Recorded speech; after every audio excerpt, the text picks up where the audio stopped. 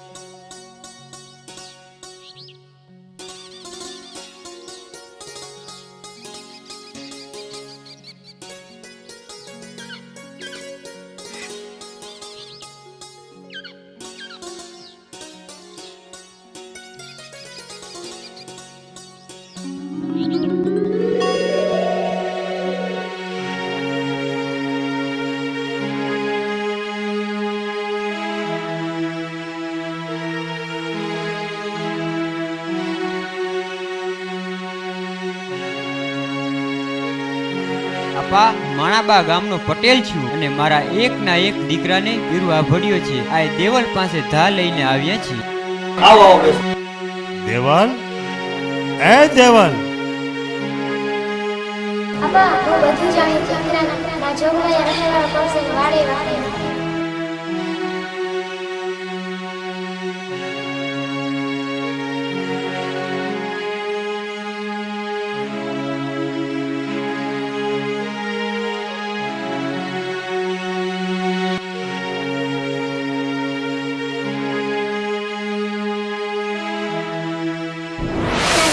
જોગવાયા રહેવાળો પડશે ને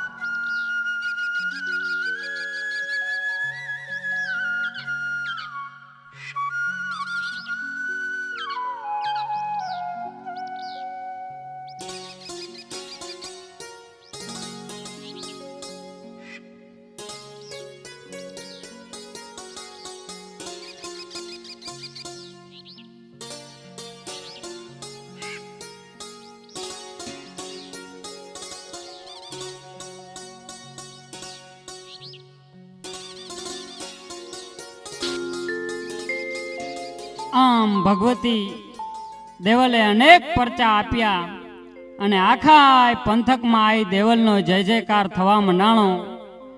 ટૂંકમાં વાત કરીએ તો આ દેવલ ઉંમર લાયક થતા ખોળાહર ગામના દેવસુર લાંબા શાખાના ચારણ સાથે હથેવાળો કરાવી અને મ્યાજરભાઈએ ભારે હૈયે દીકરીને સાસડીએ વળાવી અને સમય જતા આઈના સુખી સંસાર દરમિયાન આઈ દેવલના કુખેથી એક તેજસ્વી બાળકનો જન્મ થયો અને આ દીકરાનું નામ વાસિયાંગ આપવામાં આવ્યું.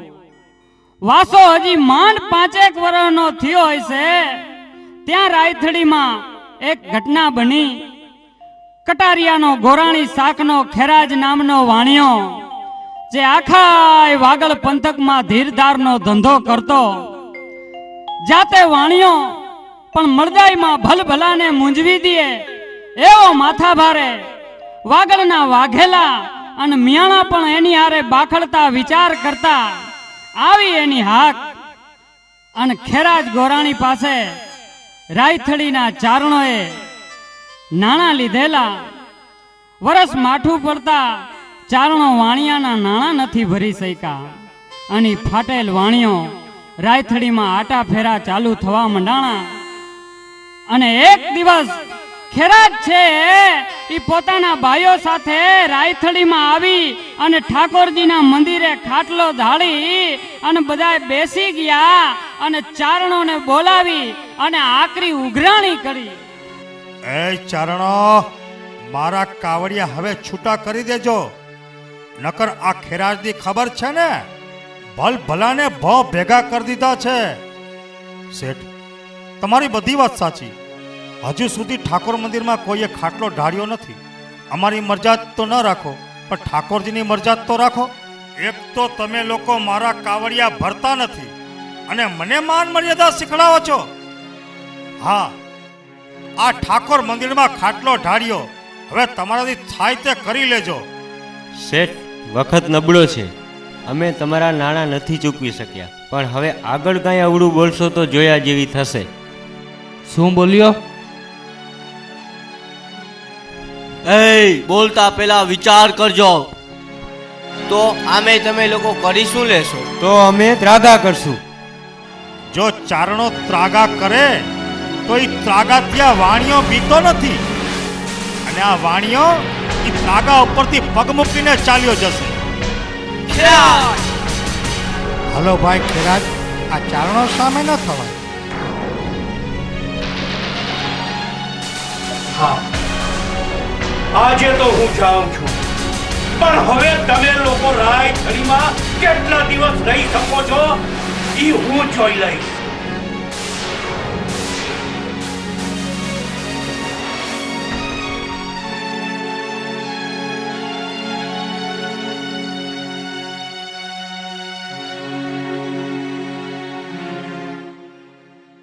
આમ ચારણોએ ત્રાગાનું નક્કી કર્યું. પછી તો ચોરાની વાતું નહેળે પૂગી અને પરગામના સીમાડા સુધી આ વાતું થવા માંડાણી.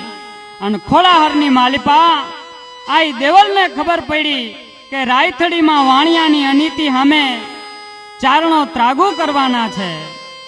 ઈ સમાચાર મળતાની હારે જ પોતાના પરિવારની રજા લઈ અને વળતા દિવસે આઈ દેવલ રાયથડીના માર્ગે માંડી હાલવા. અને અહીંયા આત્મસન્માન માટે દેહને સમર્પણ કરવા એક પોણો ચોમાહા જેની માથેથી ગળથોલિયા ખાઈને વયા ગયા હતા એવી જગદંબા જેવી આઈ એટલું બોલી કે જો વાણિયો આવું કેતો હોય તો પેલું ત્રાગુ હું કરીશ. અને આ વાત કરતાની હારે તો 75 વર્ષની બુઢીના સમ સમ સમ સમ કરતા રૂહાણા બેઠા થવા મંડાણા અને મોઢાની માથે અનોખા તેજ કળાવા મંડાણા. એમ કહેવાય છે કે બીજે દિવસે સવારમાં રાયથડીમાં જ્યાં જશોદામાનું મંદિર છે ત્યાં બધા ચારણો ભેગા થયા અને એક યુવાન ચારણ હાથની માલિપા તલવાર લઈ અને ઊભો છે અને આઈના મસ્તક પર ઘા કરે ન કરે ત્યાં તો સામેથી ઉતાવળા પગે આઈ દેવલને આવતી જોઈ અને દેવલની માથે નજર પડી. વાત કરતા વાર લાગે